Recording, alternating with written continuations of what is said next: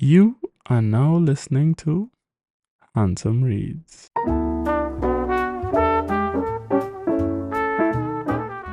You know what one of my beliefs are? Well, I know you don't know because I ain't tell you yet, but you know what I mean.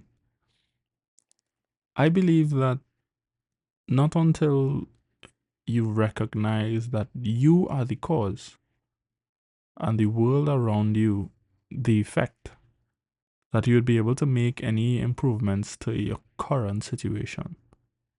It starts and ends with your choice. One of those choices, of course, was to tune in today for another episode of Army of Sin. The effect?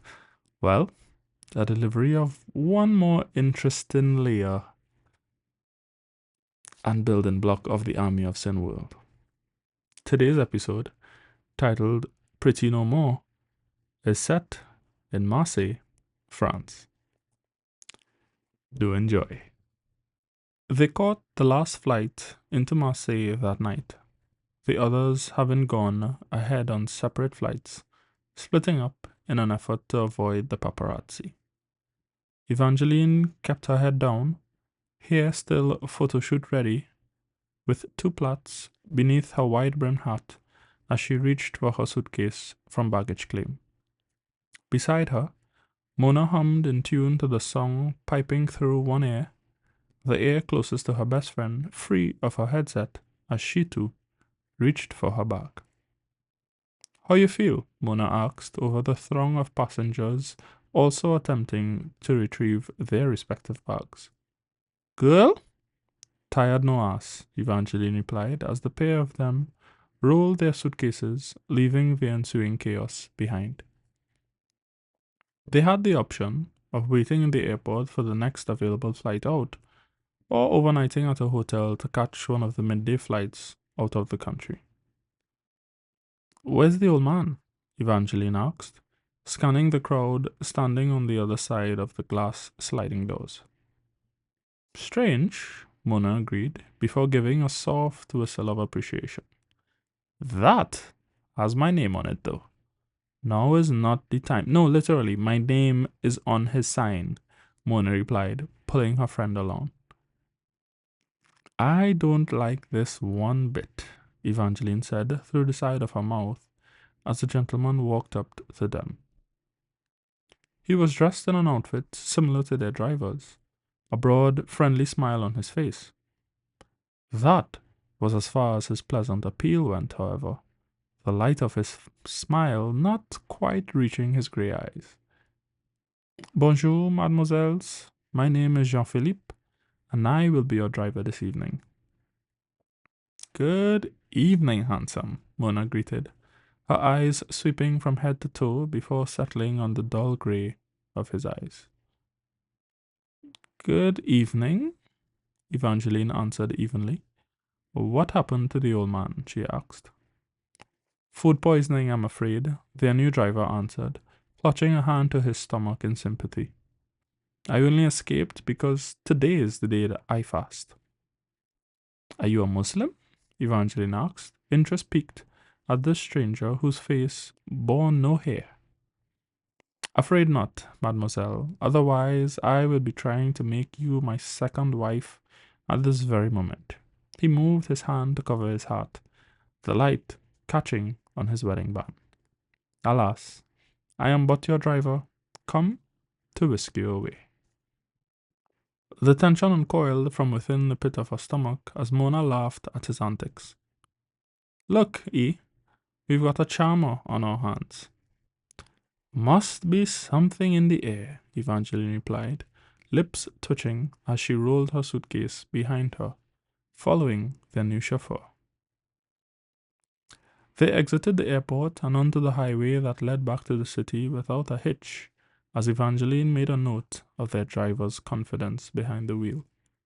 She looked at his gloved hands gripping the steering wheel and fought the wave of uneasiness that threatened to return. A flicker of movement caused them both to lock eyes in the rearview mirror.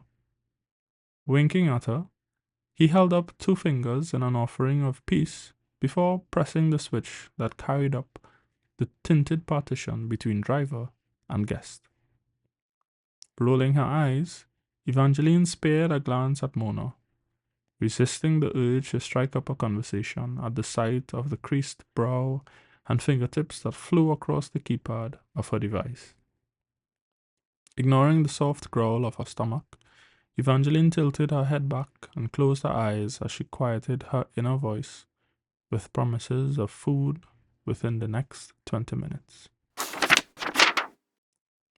A loud series of sneezes filled the confines of their shuttle, jarring Evangeline from her nap. Her slightly swollen eyelids opened just enough to catch Mona's flailing arms from where she sat.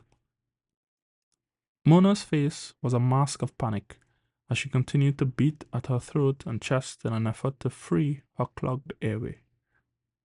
Catching the flicker of movement in her peripherals, Mona whipped her head to the side in an effort to warn her best friend.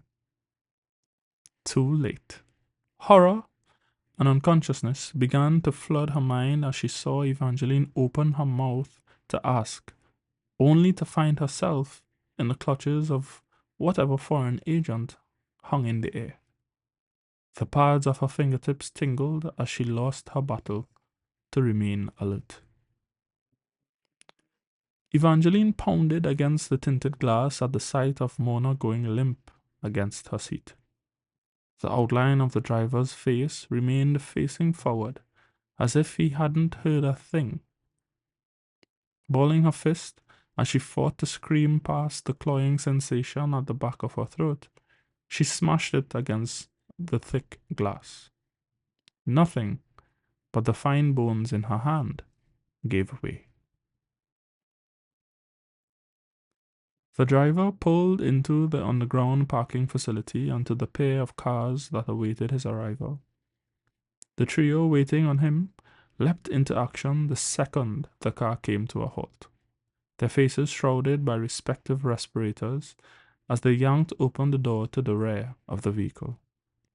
With no wasted effort, they quickly applied a rubber tubing to an arm of each of the unconscious women, pulling taut as they uncapped a syringe holding milky-colored contents before depressing it into now protruding veins. Orders were called out by a slim feminine figure, blonde ponytail showing from the straps of her respirator, the rest of her body encased in a large sweater that dwarfed her body's true shape.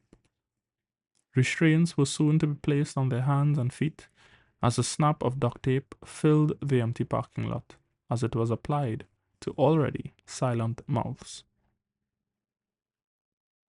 Mona's eyes flew open as she gave a violent inhale. Mucus shot out of her nose as she coughed, the tape sealing her mouth, forcing air through her nose instead. At her side, she heard Evangeline give a similar gasp as her lungs suddenly chose to resume their daily operation. Strong, surgically gloved hands slid beneath Mona's shoulders, bringing her to an upright seat before wiping a cloth gently across her nose. Evangeline saw the figure move her best friend, and she lost all thought. Clenching her thighs, she exhaled harshly as she scissored her feet as hard as she could, breaking the grip of the person attempting to bind her feet in silver tape. Rolling quickly to her side, she evaded the pair of hands that lunged for her, before pushing to her knees as she closed the distance between herself and Mona's attacker. A shout of French came from behind her, unintelligible over the roar between her eardrums, as she swung her leg in an effort to connect with the back of the exposed neck. Her balance was off. With her arms taped behind her back, she was unable to garner enough momentum, her ungainly attack having the flat of her shoe barely catching Mona's would-be attacker. Stumbling, she failed to get her footing as she was tackled from behind. The impact on the hand she punched the glass, enough to send white dots swimming in her field of vision. chin scraping upon contact with the cool pitch. "Be gentle," a voice ordered in French as a pair of feet came into view, encased in black, calf-length leather boots. Great. Just great, Evangeline thought past the pain radiating through her hand. We're about to be killed by the world's sexiest killer. "Help Andy. He was exposed to the serum," came the voice standing above her. "She tried to kill you." A burst of French came from the one that stood behind her, a man who from the feel of his rough palms was built strong. "What would you have done if you were her?" "We're running out of time. Go help Andy," came the instruction again. "Please don't be human trafficking. Please don't be human trafficking. Please," Evangeline prayed. "Shush, shh, beautiful girl." A large palm stroked her curls before helping her upright, unaware that she had been talking aloud. Laughter bubbled up from the pit of her stomach as Evangeline stared into the face of the woman who squatted before her.